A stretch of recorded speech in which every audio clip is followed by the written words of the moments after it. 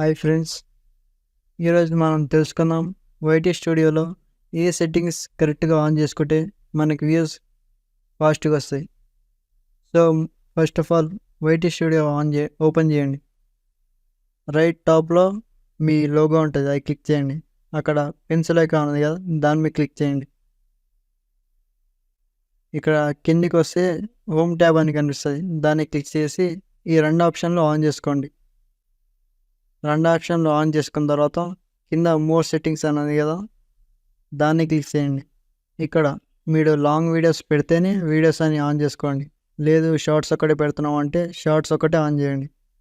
లేకపోతే ఆల్గరిథంకి కష్టమవుతుంది మీకు ఏ ఆడియన్స్ కావాలనేది.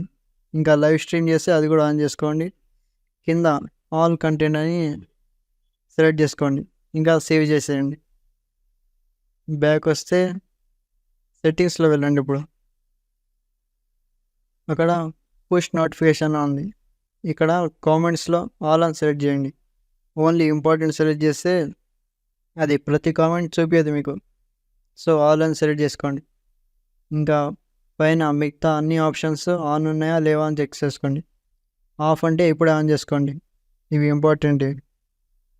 నెక్స్ట్ ఆడియన్స్, మీరు చిల్డ్రన్స్ కోసం, అదే చిన్నపిల్లల కోసం వీడియో చేస్తే ఎస్ అని ఫస్ట్ ఆప్షన్ సెలెక్ట్ చేయండి.